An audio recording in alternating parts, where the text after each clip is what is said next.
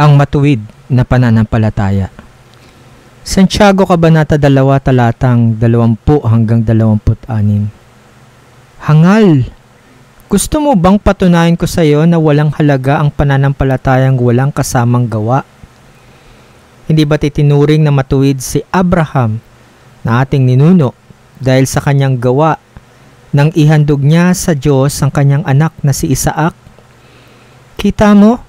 Kapwa magkasama ang kanyang pananampalataya at mga gawa. At naging ganap ang kanyang pananampalataya dahil sa kanyang mga gawa. Natupad ang sinasabi ng kasulatan. Sumampalataya si Abraham sa Diyos, kaya't siya ay ibinilang na matuwid. At siya ay tinawag na kaibigan ng Diyos. Dito ninyo makikita na itinuturing na matuwid ang tao dahil sa kanyang mga gawa at hindi dahil sa pananampalataya lamang. Ganoon din naman, hindi ba't itinuring na matuwid si Rahab, ang babaeng bayaran, dahil sa kanyang mga gawa nang patuloyin niya ang mga espiya at itinuro ang ibang daan ng kanilang pagtakas? Kung paanong patay ang katawan kung walang espiritu, patay rin ang pananampalataya kung wala itong kasamang gawa. Aming matuwid na Diyos, salamat po sa iyong salita na nagtuturo sa amin ng tunay na kahulugan ng pananampalataya. Tulungan mo po kaming maunawaan na ang aming pananampalataya ay dapat makita sa aming gawa.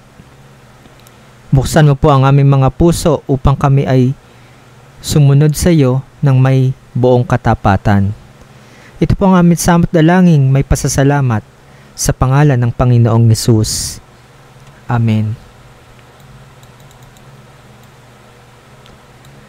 Ang pananampalatayang walang gawa ay walang halaga. Hangal! Gusto mo bang patunayan ko sa iyo na walang halaga ang pananampalatayang walang kasamang gawa? Dito tinutuligsa ni Santiago ang mga taong iniisip na sapat na ang pananampalataya ng walang kasamang gawa.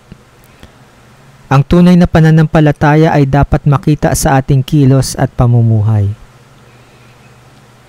Halimbawa, isang estudyante ang nagsasabing gusto niyang pumasa sa kanyang klase, pero hindi naman siya nag-aaral o gumagawa ng kanyang mga takdang aralin.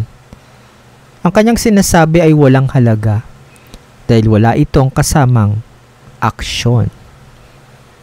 Paano po natin ito maisa sa gawa sa ating buhay? Ipakitang pananampalataya sa pamamagitan ng pagsunod sa Diyos. Gawin ang tama kahit walang nakatingin. Maging aktibo sa paglilingkod sa Panginoong Hesus.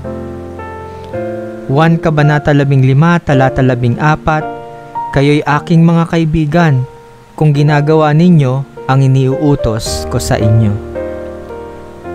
Ang halimbawa ni Abraham ay isang pananampalatayang may gawa.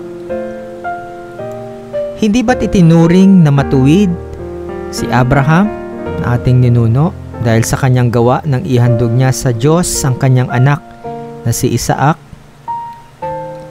Si Abraham ay isang halimbawa ng pananampalatayang may kasamang pagsunod. Nang inutusan siya ng Diyos na ihandog si Isaac, hindi siya nag-atubili kahit mahirap ito sa kanya. Ipinakita ni Abraham ang kanyang pagsunod sa Diyos nang walang pag-aalinlangan.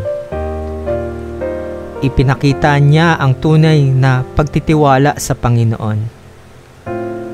Ipinakita niya ang pananampalatayang may aksyon, hindi lang sa salita.